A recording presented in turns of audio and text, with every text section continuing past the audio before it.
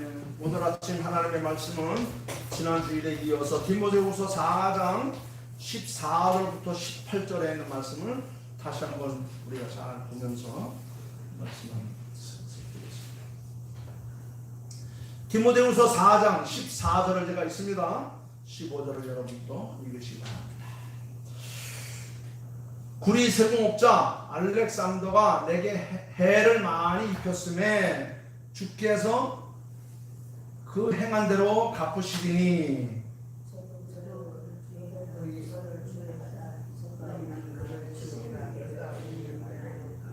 내가 처음 변명할 때에 나와 함께 한 자가 하나도 없고 나를 버렸으나 그들에게 허물을 돌리지 않기를 원하노라. 주께서 내 옆에 서서 나에게 힘을 주시면 나로 말미암아 선포된 말씀이 공정히 전파되어 모든 유다인이 듣게 하려 하시니 내가 사자의 입에서 진리를 받았노라. 다 같이 주께서 나를 모든 악한 일에서 건져내시고 또 그의 정부에 들어가도록 구원하시니 그에게 영광이 세세 공도로 있을지어다. 아멘. 디모데가 자기가 이 땅에서의 삶이 얼마 남지 않은 걸 알고 사랑하는 믿음의 아들 디모데를 부르면서 내게 오라, 내게 필요한 사람을 데리고 오라, 내가 마지막 쓸 그 가죽 종이에 쓴 성경과 디도에 드로아에 걸어둔 겉옷을 갑옷집에 걸어둔 겉옷도 가지고 오라. 이렇게 마지막 안부 이사를 부르면서 글을 쓰는 가운데 마지막 죽는 그날까지 그의 뼛속까지 사무치는 그런 아픔이 있었던 것을 성경에서 보게 됩니다. 얼마나 참 힘들고 어려웠으면 지워지지 않는 성경에다가 그 아픔, 상처를 기록해서 내가 누구에게 이런 해를 입었는데 주께서 그 해를 갚으실 것이다, 이런 표현을 했습니다.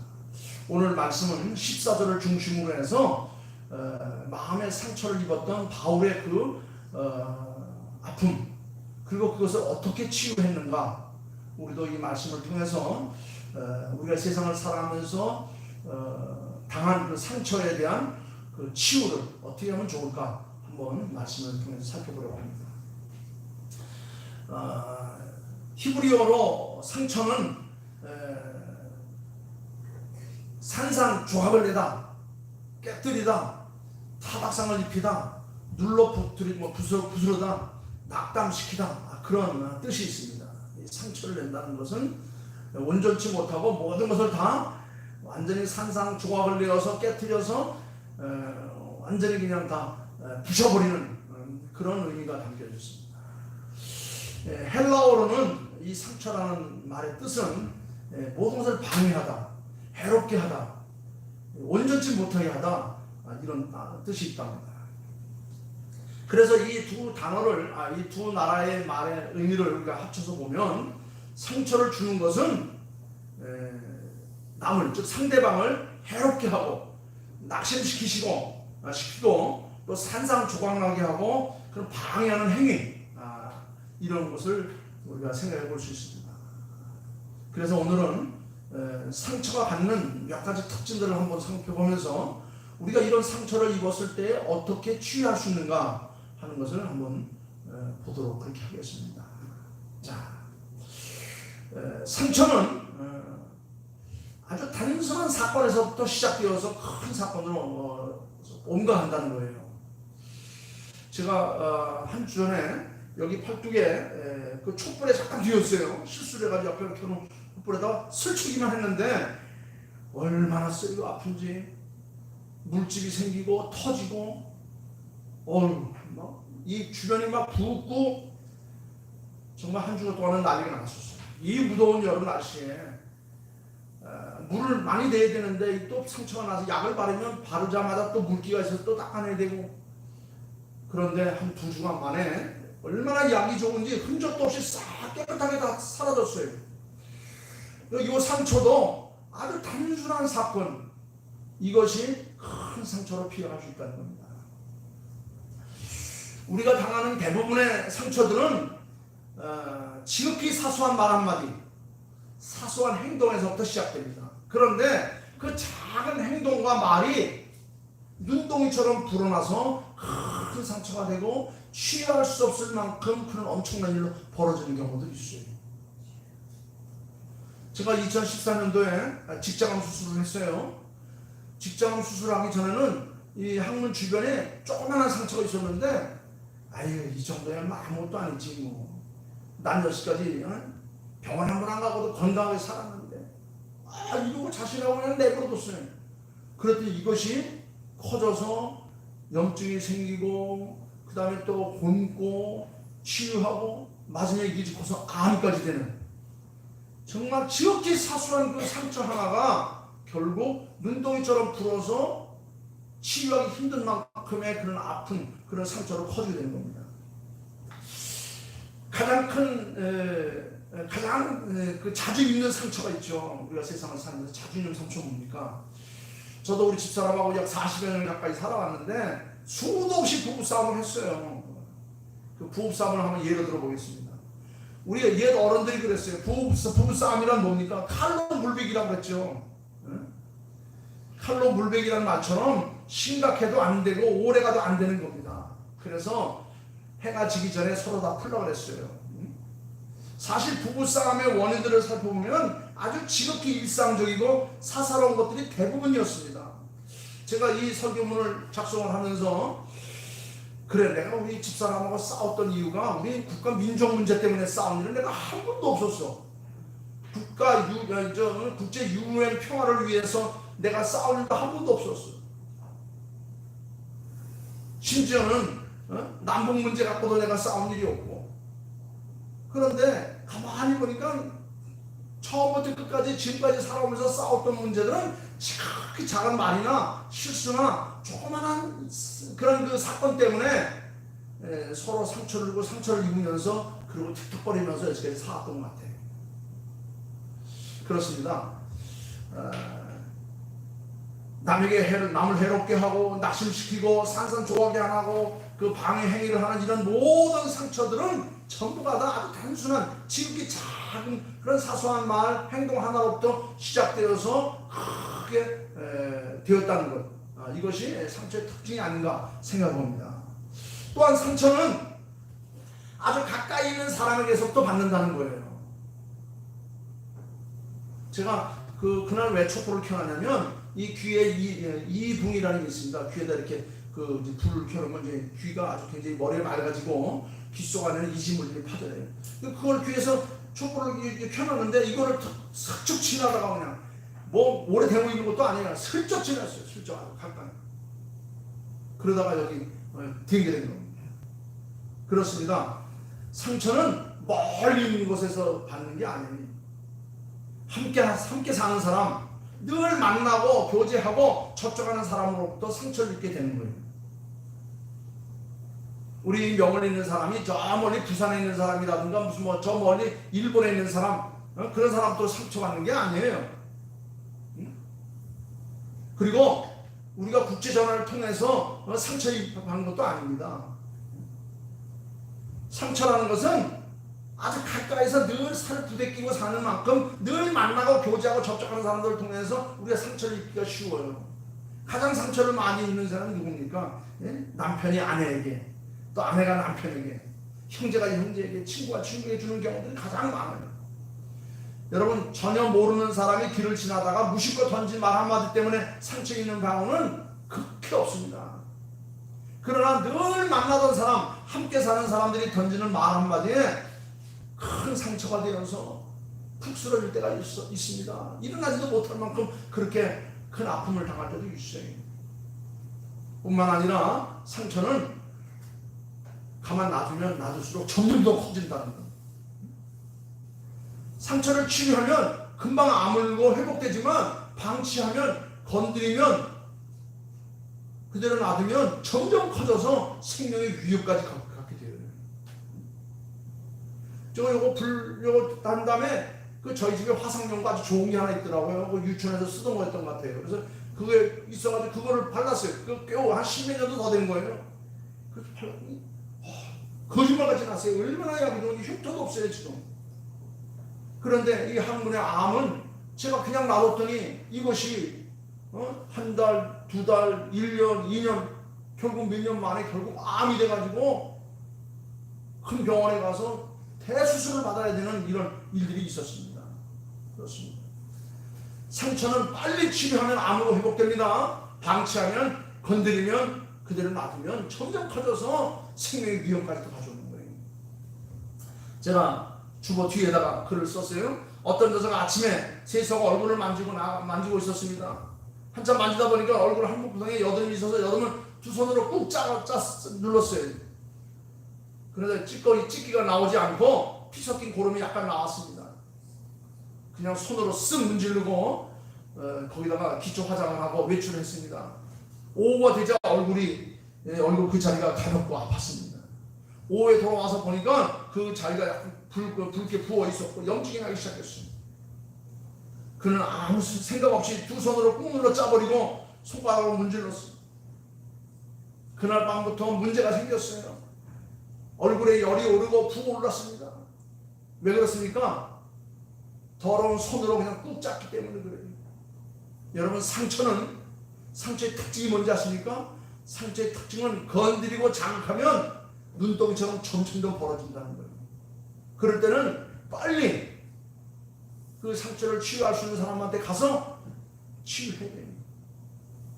소독약으로 소독을 하고 거기에 맞는 약을 바르고 그리고 그 부위에 조심하도록 경계경부를 딱 치워줘야 금방 낫지. 상처가 났는데 거기 더러운 손으로 만지고 그냥 방치하게 되면 점점 더 커지는 겁니다. 그런데 우리가 한평생 살아가면서 상처 없는 사람이 없어요. 그렇죠? 누구에게나 상처가 있습니다. 우리가 태어날 때는 뽀얗고 예쁘고 예쁜 아기로 그냥 그 부드러운 살결로 태어나는데 한평생 살다 보면 이리 찢기고 저리 넘어지고 떨어지고 부딪히고 해서 얼마나 상처를 많이 입는지 몰라요. 여러분, 우리가 한평생 살아가면서 상처 없는 사람이 있습니까? 우리 여기 앞에 우리 80이 다 넘으신 우리 어머니들 아마 돌이켜보면 그 상처 입은 거를 아마 글로 쓰면은 책이 몇 권 될 거예요. 밤새도록 그 상처 입은 거 다 얘기해도 다 못할 만큼 그렇게 상처들이 많을 것입니다.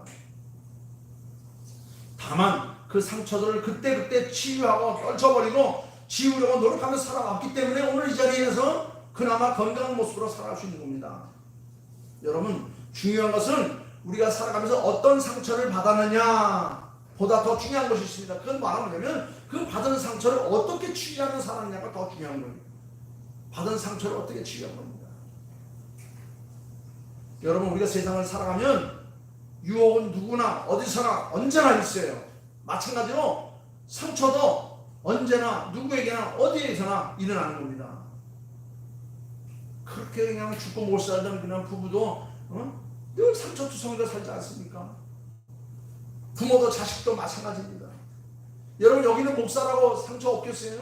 저도 상처 많아요. 저 나라님도 상처가 많습니다. 별을 몇 개 식당 장군도 마찬가지예요. 큰 회사를 움직이는 회장도 잘 먹고 호의호식하니까 상처 없는 것 같죠? 다 상처가 있습니다. 다만 그 상처가 드러나지 않고 있기 때문에 사람들이 모르고 살아가는 거예요. 그 상처를 우리가 어떻게 치유하며 살아야 것인가. 그런데 이제 오늘 본문의 말씀을 이제 들어가기 위한 이제 단계입니다. 그런데 상처 중에서도 가장 큰 상처가 뭐냐? 마음의 상처가 가장 크고 깊다는 겁니다. 지금은 의학과 의술이 얼마나 발전이 되는지 몰라요. 정말 의학과 의술이 발전됐습니다.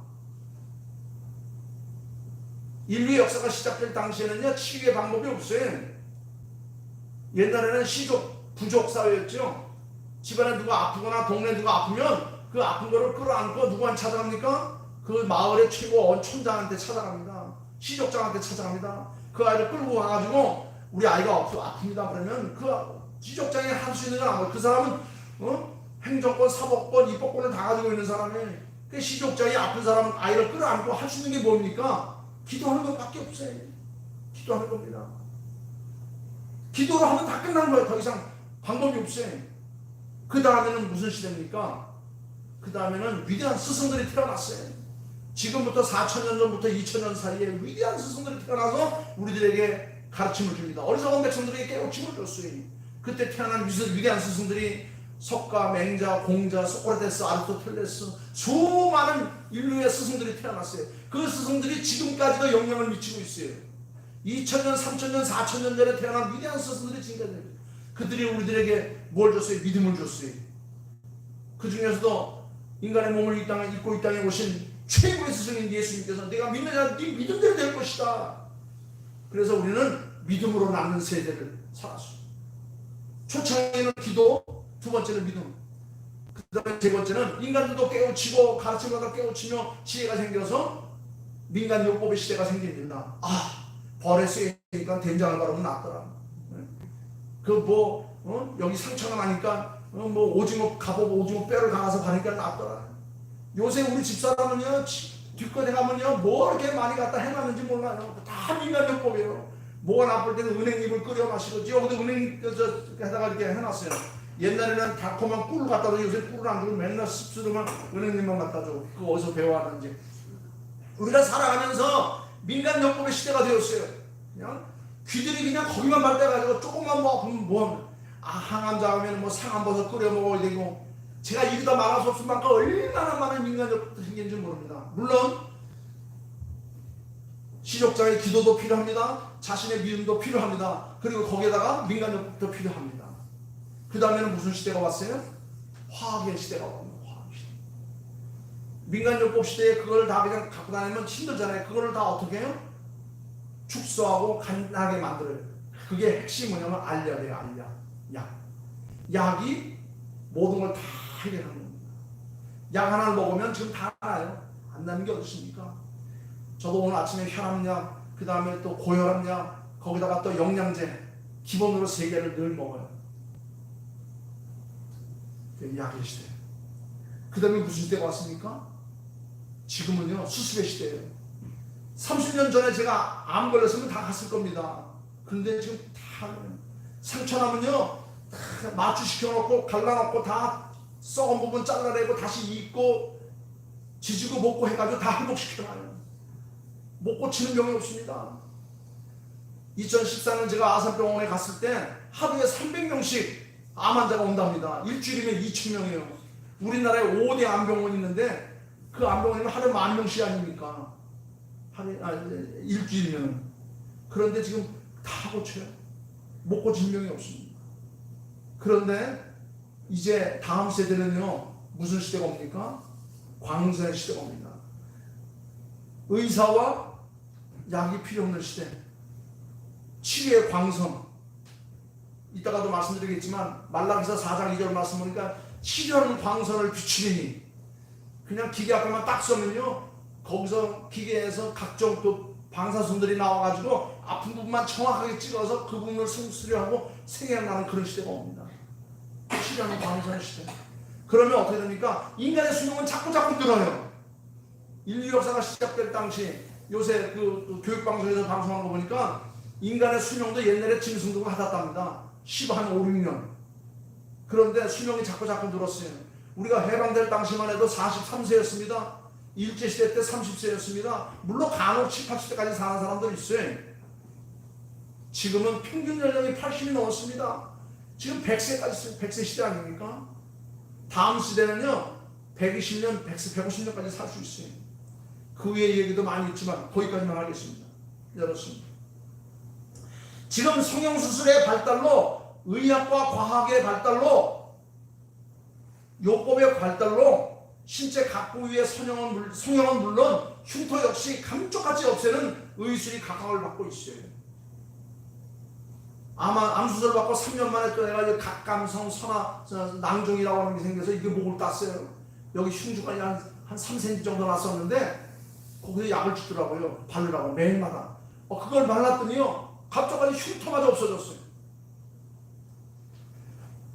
그런데 우리 육신의 이 몸에 난 상처들은 다 지금 과학과 의학으로 통해서 약물을 통해서 다 깨끗하게 감쪽같이 없어지지만 그러나 드러나지 않는 마음의 상처는 성형도 안 되고 수술도 안 됩니다. 그 이유가 뭔지 아십니까? 마음은 드러나거나 눈으로 볼 수 없기 때문에 그런 거예요. 그래서 마음의 상처를 깊어서 치료할 수 없기 때문인 겁니다. 비수에 긁히고 찔린 상처는 없앨 수 있어요. 다 치유됩니다. 그런데 마음의 상처는 지워지지 않는 채 오래오래 남는 거예요. 그게 오늘 14절에 기록되어 있습니다. 바울이 얼마나 큰 상처를 입었으면, 얼마나 마음의 상처가 심했으면, 말씀 가운데 불의 세공업자 알렉산더가 내게 해를 많이 입혔으면 주께서 그 행한 대로 갚아주실 것이다. 너도 그를 주의하라. 그가 우리 말을 심히 대적하였느니라. 사도 바울은 한평생 동안 장가도 가지 않고 집도 절도 없이 자녀도 없이 한평생 복음과 고난을 받으며 살았던 사람이에요. 그가 마지막에 이렇게 기록합니다. 고린도후서 11장 23절 말씀 보면 그가 이렇게 말해요. 내가 수고를 많이 했고 옥에 갇히기도 했고 매를 수도 없이 맞았고 여러 번 죽을 뻔도 했고 39번씩 5차례 매를 맞았고 3번 태장이 맞았고 1번 돌에 맞았고 3번은 파선을 했고 온갖 위험을 다 겪었고 헐벗고 굶주렸다. 그런 많은 상처를 입었습니다. 근데 그건 다 잊었어요. 다 해결이 됐습니다. 갈라디아서 6장 17절 말씀에 얼마나 그 참 이 군인 세공업자 알렉산더를 비롯한 이런 마음의 상처를 준 사람들이 상처가 컸으면 갈라디아서 6장 17절 말씀에 그래요. 바울이 갈라디아 교인들을 향해서 내가 내 마음에 예수의 흔적을 가졌노라고 했어요. 예수의 흔적. 마음의 흔적은 죽을 때까지도 지워지지도 않아요. 여기서 흔적이란 상처 자국을 말합니다. 바울은 전도자로 목회자로 일생을 사는 동안 온갖 상처를 다 받았고 그런 것들이 지워지지 않는 흔적으로 남게 된 겁니다. 그런데 바울을 무엇보다도 괴롭히고 힘들게 하고 어렵게 했던 상처는 그런 것들이 아니었어요. 오히려 바울의 그 마음속 깊이 영혼에 깊이 각인된 상처는 바로 마음의 상처였습니다. 그에게 마음의 상처를 준 것은 바로 주변에 있는 사람들이었다는 거예요. 가까이 있는 사람들이었다는 겁니다. 10절 말씀에 그랬어요. 대만은 세상을 사랑하여 나를 버리고 갔고 그리스게도 디도로 떠났다. 우리는 여기서 늘 함께 있는 줄 알았던 사람들이 늘 등을 돌리고 자기를 떠나는 배신을 겪을 때에 바울이 받았던 상처를 우리가 읽을 수가 있습니다. 배신이 주는 아픔은 큰 것이에요. 배신이 주는. 클레오파트라와 사랑에 빠졌던 로마의 시저가 있었습니다. 그 시저가 가장 신임했던 사람이 누구였냐면 브루투스라는 그런 장군이었어요. 그런데 이 시저가 브루투스의 배신을 당하여 칼을 맞고 쓰러집니다. 그럴 때 브루투스를 향해서 눈을 부릅뜨면서 하는 말이 브루투스, 네가 나를, 정녕 네가 나를 하면서 칼을 맞고 쓰러졌다는 겁니다. 그렇습니다. 가장 큰 아픔은 멀리 있는 사람이 아니에요. 큰 사건이 아닙니다. 가장 가까이 있던 사람, 가장 작은 것들 통해서 바울이 받았던 상처는 그런 세상적인 것이 아니었어요. 알렉산더라는 사람의 도전과 악행이 바로 바울에게 엄청난 상처를 줬던 겁니다. 14절 말씀에 불의 세공업자 알렉산더가 내게 행한 해를 많이 입혔으며 주께서 그 행한 대로 저를 갚으시리라. 이 알렉산더 누굽니까? 알렉산더는 본래 바울에게 전도를 받아서 교인이 된 교회 회원이에요.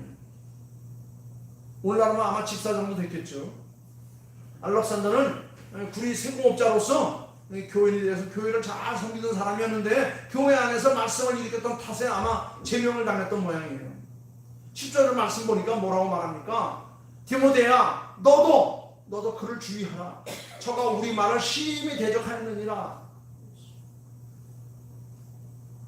멀리 있던 사람이 아니에요. 바울에게 전도를 받아서 교회 교인이 되었고 교회 일꾼이 되었고 교회를 누구보다 옆에서 잘 섬겨야 될 사람인데 오히려 그것이 거침이 되었고 상처가 되었다는 겁니다. 예수님도 누구에게 상처를 입었죠? 가장 가까이 있었던 가룟 유다에게 받았어요. 가룟 유다가 예수님의 복음전도 사역에 꼭 필요한 사람이었습니다. 왜? 돈꾀를 맞춰서 모든 일을 다 계산하고 지불해야 될 귀한 일을 맡았기 때문에. 아마 12명 가운데도 가장 아마 중요한 일을 맡았을 거예요. 회계장부, 재무부 장관을 맡았으니까. 얼마나 귀한 일을 맡았습니까? 그런데 예수님께서 그를 가르쳐서 하는 말이 차라리 너는 나지 않았으면 좋을 뻔했겠구나 그랬어요. 바울에게는 흉기에 찔리고 돌에 맞고 태장에 맞는 많은 상처가 있었습니다. 그러나 그런 것들보다 가장 큰 아픔과 상처는 말하면 사람들에게 받은 상처가 더 컸다는 겁니다. 오죽했으면 바울은 자기 일기장도 아닌 성경책에다가 그 이름까지 거명하며 기록했겠습니까? 너도 저를 주의하라. 토를 다 갈았겠습니까? 우리 합동측 총회장을 지나신 목사님이에요. 기독신보 그 이사장까지 하신, 주필까지 하신 목사님이에요. 우리 한국교회 큰 목사님입니다. 저희 집에도 왔다 가셨어요. 근데 이분이 마지막에 자기의 자서전을 쓰면서 자기에게 잘했던 사람도 참 칭찬했었는데 자기를 힘들게 했던 사람도, 자기가 총회를 하면서 힘들었던 사람들의 이름도 아주 실명으로 다 기록을 해놨어요. 그렇게 해가지고 그거를 책으로 출판해가지고 전국으로 다 돌렸어요. 난리가 났었습니다. 난리가 났어요. 얼마나 참 상처가 컸으면, 얼마나 아픔이 컸으면 그랬겠어요. 아마 여기 바울도 그런 심정이었을 겁니다. 여러분, 너도 저를 주의하라. 이것은 두고두고 대를 이을 목회자에게 너희들에게도 이런 상처가 뒤를 따를 것인데 항상 대비하고 조심하라, 이 교훈을 준 겁니다. 그런데 여기서 끝나면 참 허무할 터인데 성경은 우리에게 어떻게 상처를 치유할 수 있는가 방법까지 일러줍니다. 이제부터 우리는 이 상처 치유 방법을 잘 배워서 남은 날 더욱더 하나님 앞에 영광을 돌리며 복된 삶, 평안한 삶을 누릴 수 있기 바랍니다. 첫째는 어떻게 이런 치유할 수, 상처를 치유할 수 있느냐? 첫째는 좋은 사람을 만나야 됩니다. 가장 좋은 게 뭐냐? 좋은 사람을 만나야 됩니다. 아까도 말씀드렸지만 의학과 과학과 의학의 발달로 정신적인 상처나 아픔을 치유하는 신약들도 많이 개발되고 계속 치유되고 있습니다. 지금은 상담사도 많고 간호사도 있고 조무사도 있고 얼마나 세분되어서 우리의 상처를 치유할 수 있는 사람들 종류들이 많은지 몰라요. 그러나 그 어떠한 치유 방법보다 중요한 건 바로 뭐냐면 옆에서 나를 위로하고 격려하고 힘을 줄 수 있는 좋은 사람을 만나는 겁니다. 좋은 사람을. 그들과 함께 하는 겁니다. 그들과 함께 교제하는 거예요. 여러분, 상처를 주는 사람을끼리만 만나면 늘 상처투성이가 될 수밖에 없어요. 만상이 될 수밖에 없습니다. 환자끼리 만나면 맨날 신세한탄 하게 되고 또 실패한 사람 만나면 맨날 실패 경험담만 얘기하게 되는 거예요. 성공한 사람, 승리한 사람, 행복한 사람, 좋은 사람, 이런 사람들을 만나면 내 마음도 저절로 좋아지는 거예요. 어저께 우리 집사람이 저보고 알로에 빨리 따래요. 안 따면 저거 다 떨어진다. 그래서 그냥 저는 해넘어갔는데 딴다고 가서 땄어요. 근데 그 풀밭에 그냥 그 돼지풀 그 가시풀이 얼마나 많은지, 아이고 그냥 온몸에 달라붙는 거예요. 그래서 내려와가지고 긴팔 입고 그렇게 다 땄습니다. 그렇습니다. 가시밭에 들어가면 가시한테 찔릴 수밖에 없는 거예요. 상처 많은 사람들 옆에 있으면 나도 모르게 상처를 더 입게 되는 겁니다. 여러분, 위로란 말이 없더라도 곁에 있어주는 겁니다. 좋은 사람이, 내 마음을 편케 해줄 수 있는 사람이 그냥 옆에만 있으면 그게 치유가 되는 거예요. 불의의 사고로 대학에 다니던 아들이 먼저 한나라로 갔습니다. 목사님의 아들이었습니다. 친구가 목사님 상가에 조문하러 갔습니다. 많은 사람들이 왔다 가는데 목사님은 초췌한 모습으로 말없이 눈물을 흘리면서 빈소를 지키고 있었습니다. 이 친구가 그 모습을 보다 눈물이 핑 돌았습니다. 이 친구는 두 손을 꼭 쥔 채 말없이 울었습니다. 그리고 조용히 벽에서 있는 의자에 1시간가량 계속 앉아 있었습니다. 가만히 보니까 그 1시간 동안 한두 시간 동안 있는 동안 수많은 문상을 왔다 갔지만 그 친구는 말 한마디 없이 문상을 하는 아들을 잃은 목사님 곁에서 계속 지키고만 있었습니다. 장례가 다 끝난 다음에 이 친구가 다시 그 아들을 잃은 목사님을 찾아갔습니다. 그랬더니 목사님이 손을 꽉 잡아서 수많은 문상객들이 왔다 갔는데 내가 가장 위로가 되었던 사람은 자네 하나밖에 없네. 가만히 옆에서 들으니까 어떤 사람은 와서 목사님 꾹꾹 참으세요. 참는 게 약이에요. 또 어떤 사람은 목사님 다 잊어버리세요. 세월이 약이에요. 목사님 그 아들 녀석 참 불효 자식이네요. 부모보다 먼저 가다니. 어떤 사람은 좀 더 심하게 목사님 만난 셈 치세요. 별별 소리를 다 하고 갑니다. 그런데 그런 소리를 할 때마다 오히려 위로가 안 되고 기분만 상하고 또 마음의 상처가 더 남게 되었습니다. 위로는커녕 더욱더 큰 부담을 받았습니다. 여러분, 상처받은 사람, 상처 때문에 우는 사람을 위로해주고 곁에 있어주는 사람, 이게 가장 큰 힘이 되는 거예요. 말만 한다고 되는 게 아닙니다. 뭐 먹을 거 입을 거 많이 갖다 준다고 되는 게 아니에요. 그냥 옆에서 아무 말 하지 않고 손 꽉 잡아주고 한번 안아주고 가슴 두드려주고 그냥 옆에서 함께 눈물을 흘려주고 위로해 주시는 사람, 이런 사람이 치유에 가장 큰 힘이 될 수 있는 겁니다. 여러분, 상처는 거느릴수록 더 커진다고 하지 않았습니까? 바울의 경우도 마찬가지입니다. 오늘 여기 10절 말씀부터 보니까 바울 주위에 많은 사람들이 있었어요. 그렇죠? 데마도 있고 그레세게도 있고 디데도 있고 누가 마가 뭐 수많은 사람들이 있었습니다. 근데 바울은 오히려 가까이 있는 사람이 상처를 받았지만은 바울의 경우도 곁에 있는 사람들, 함께 있어준 사람 때문에 큰 위로를 받을 수가 있었어요. 바울 옆에 누가 있었죠? 누가가 있었습니다.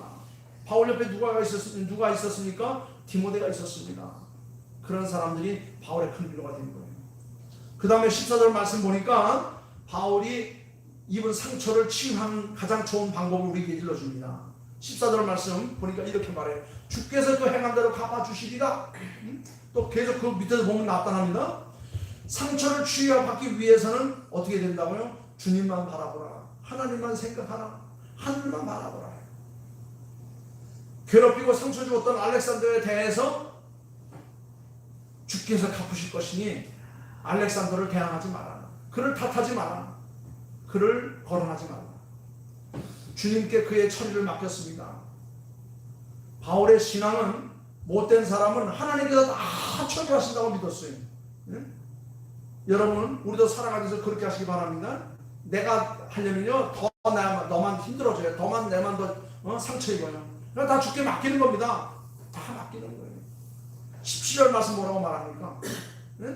그 아픈 상처는 다 하나님 앞에 맡기고 17절 보니까 이렇게 말합니다. 주께서 내 곁에 서서 나에게 힘을 주실 것이다. 네? 주께서 내 곁에 서서 나를 강건하게 하실 것이다. 심지어 사자의 입에서도 나를 건주실 것이다. 18절 말씀은 뭐랍니까? 주께서 나를 모든 악한 일에서 건지신다. 이 두 가지 사실이 우리가 입은 상처에서 치유받는 유일한 희망이에요. 힘입니다. 여러분, 주께서 내 곁에 계신다는 말은 뭡니까? 주께서 내 곁에 계신다는 말은 나의 위로자가 된다는 거예요. 여러분, 누가 내 곁에 항상 있어만 준다면 변함없이 끝까지 나를 위로할 수 있을 겁니다.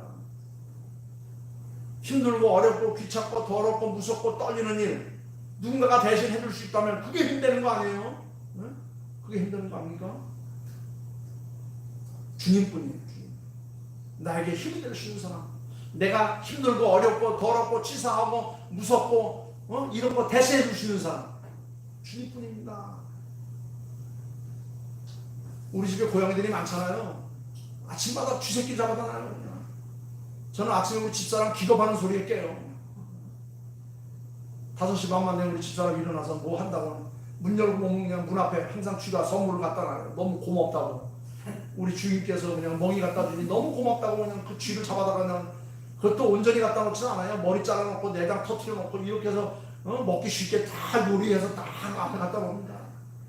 그런 집사람은 문 열자마자 그냥 기겁을 하고 소리치는 거예요. 그냥. 우리 여관사님 같으면 아무렇지도 않게 그냥 찌개를 치고 다 버릴 텐데 그러면 못합니까? 제가 나가서 다 치워야죠. 뭐 저는 좋아서 치웁니까? 그냥 하는 거니까 하는 거죠. 여러분, 주께서 내 곁에 계신다는 말은 내가 힘들고 어렵고 더럽고 치사하고 이런 거 다 해결해 주신다는 분이에요. 나의 위로가 되어 주신다는 겁니다. 그 다음에 건져 주신다고 그랬어요. 사자 입에서 나를 건지시고 악한 일에서 건지시고 힘들고 어려운 일에서 나를 다 지키고 보호한다는 겁니다. 우리가 세상을 살아가다 보면 시험, 혼란, 고통, 질병, 깊고 깊은 상처 이런 가운데서 나를 건져주실 분은 누구입니까? 우리 주님밖에 없어요. 하나님 아버지밖에 없어요. 이것이 바울의 신앙 고백이었고 이게 바로 이것이 신앙 그들의 그 고백이었다는 겁니다. 여러분, 누가 나의 상처를 치료할 수 있겠습니까? 출애굽기 15장 26절 말씀 보면 아주 확실하게 주께서 우리에게 말씀하십니다. 출애굽기 15장에 보니까 그랬어요. 나는 너를 치료하는 여호와이니라 그랬어요. 하나님께서 이스라엘 백성들에게 선포하셨어요. 나는 너희를 치료하는 여호와니라 그랬습니다.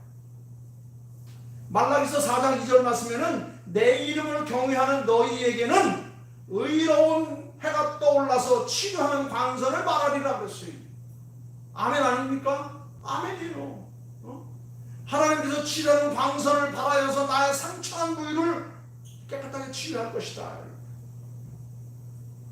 마태복음 4장 23절에서는 그랬어요. 모든 병과 모든 악한 것을 고치시다 그랬어요.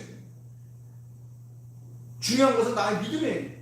내가 믿느냐? 네 믿음대로 될 것이다.